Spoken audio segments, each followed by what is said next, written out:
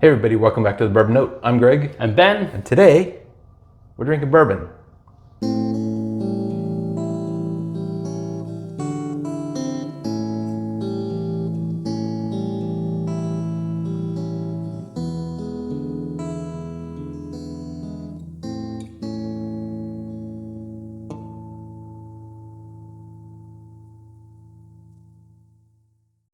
All right, Ben, imagine a world where alcohol is illegal.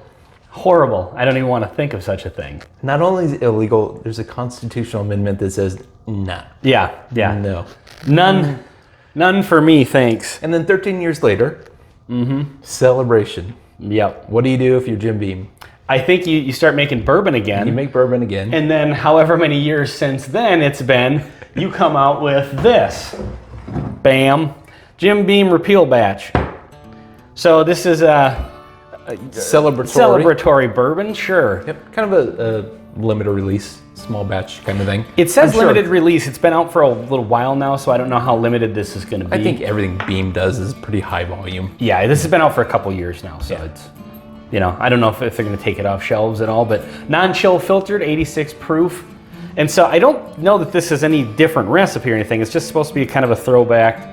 Probably more to remember the bottle. Yeah. Now, the truth of the matter is, it's been a long time since I've had a regular Beam bourbon. Yeah. A long time. Like, I had the single barrel recently that I killed the bottle. I can't remember last time I had just basic. Do you even have a bottle? I don't. Not at the moment. Yeah. So, I don't either. So, it's actually, this would be interesting because I haven't had one in a long time.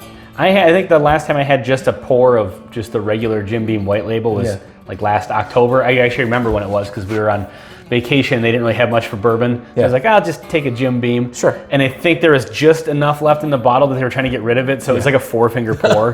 They bring out like this, rocks glass or whatever. There's literally this much bourbon. I'm like, what the hell is this? I drank it. So I'm gonna crack the top on this. Forget what the price is. It's less like than 20 bucks. Yeah, maybe less. I think total wine, it's like $18.99 or something. Now, when I first started drinking bourbon, this, I had gone through a couple of bottles of this because I really liked it. Now, I know that people have mixed feelings about it. Sure.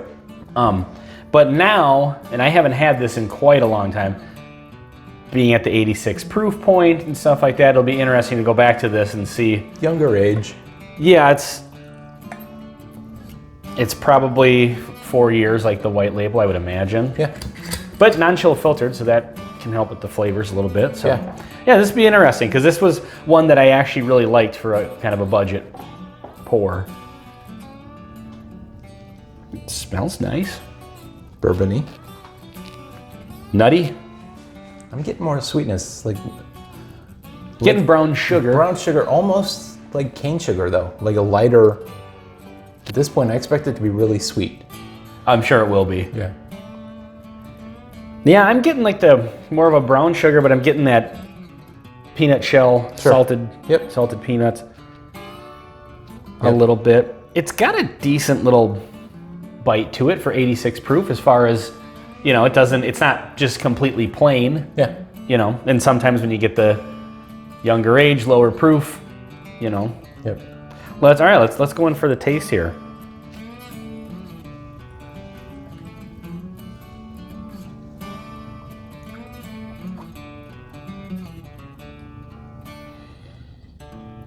Not that I really remember this being terribly bold, but I feel like it's a little more bold on the nose than it is on the taste. Of course, that was the first taste, so we'll go in again. But it's got that sweetness for sure. It's really sweet. Yep. Definitely sweet. Sugary. Definitely the peanut shell kind of note. That's pretty prominent. Maybe a bit of almonds. I feel like there's a little bit of vanilla. Not much, but it's more on the peanuts and baking spice side. Yeah. I'm not getting a lot of char. I don't know what level char they put this I think they through. do 4. Oh, do they? I think so. I think I read that recently. But like we were saying, I'm pretty sure this is probably aged 4 years, just like the white 4 label years is. in a day, yeah. Yeah. So I like all the flavors that are here. They're toned pretty far down. Sure. I almost feel like the last time I had regular Jim Beam, it maybe had a little bit more. I mean, this isn't bad for a budget $20 bourbon. We need to do a $20 type flight. Yeah, just do or like a bracket or something, or do like a few because there's quite a few that kind of fall into that category. We would be the first people to ever do that on YouTube. That's true. Yeah, no one has ever done that before. But nobody's ever had, our taste profile. And True, yeah. No, I can watch multiple people do the same flights, and still be interested in it. It's like, which one of these people do I agree with? Yeah. Like this, I think this is just fine. And that sounds like a really big insult, but it's not. This is a good bourbon. It tastes like bourbon. It does. It's for my taste, it's a little bit weak. If you're looking for a little bit more excitement, either from a higher proof point, longer age, more character in the flavors, it's not there. But that doesn't mean there's anything wrong with it. Like, I really like it. I don't regret the purchase. There's nothing wrong with this as like an entry. Yeah. Bourbon. This is a great starting point. If you want to taste a good bourbon that tastes like bourbon. Yeah, I mean, it tastes just like bourbon. Mm-hmm. I don't think that there's anything off-putting about it. Right. I've heard some people find this off-putting, but some people find, just everything. I mean, it's everybody to each their own. That's actually why I enjoy reading and watching a lot of different reviews, because I like to hear everybody's opinion on things, and and then we throw ours out there. Mm-hmm. So. Yeah, I mean, it's starting to get a tiny, tiny bit of cinnamon. I was just gonna say that too. It sounds like there's a little bit of spice that's trying to come through. Trying to be a cinnamon forward. And everything else is just sitting on top of it, kind of.